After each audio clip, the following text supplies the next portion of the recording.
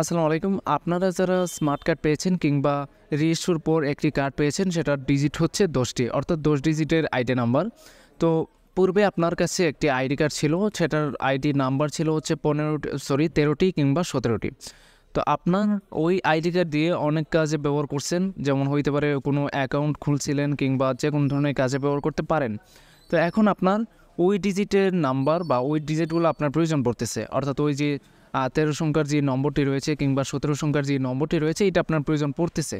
এইটা বিশেষ করে তারা সমস্যায় পড়ে যান যারা নগদ অ্যাকাউন্ট কিংবা বিকাশ অ্যাকাউন্ট কিংবা অন্য যে কোনো ধরনের মোবাইল ব্যাংকিং অ্যাকাউন্ট অথবা অন্য যে কোনো কাজে আপনারা ওই এনআইডি ব্যবহার করছিলেন এবং বর্তমানে হয়তোবা রিসেট করার ক্ষেত্রে, পিন রিসেট করার ক্ষেত্রে বা যে কোনো ধরনের কাজে আপনার পূর্বের যে এনআইডিটা রয়েছে ওই এনআইডির নম্বরটা আপনার প্রয়োজন পড়তেছে, না হলে আপনি পিন রিসেট করতে পারছেন না।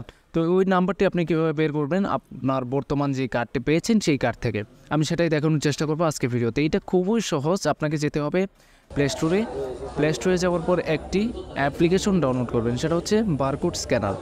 তো বারকোড স্ক্যানার অ্যাপ্লিকেশনটি ডাউনলোড করার পর আপনি সেটা ওপেন করে ফেলবেন এবং আপনার ডিজিটাল কার্ড হইতে পারে বা স্মার্ট কার্ড হইতে পারে। তো আপনার আইডি কার্ডের পেছনে দেখবেন একটি বারকোড রয়েছে, ওই বারকোডটা আপনারা এখানে জাস্ট স্ক্যান করে ফেলবেন। স্ক্যান করলে দেখতে পারবেন কিছু ইনফরমেশন পাবেন। এখানে দেখতে পাচ্ছেন, আমি দেখাচ্ছি আপনাদেরকে মার্ক করে। তো এখানে দেখতে পাচ্ছেন 17 ডিজিটের নাম্বার রয়েছে। তো আপনার যদি পূর্বে কার্ডটি যদি হয়ে থাকে 17 ডিজিটের, তাহলে আপনারা 17 ডিজিট ব্যবহার করবেন।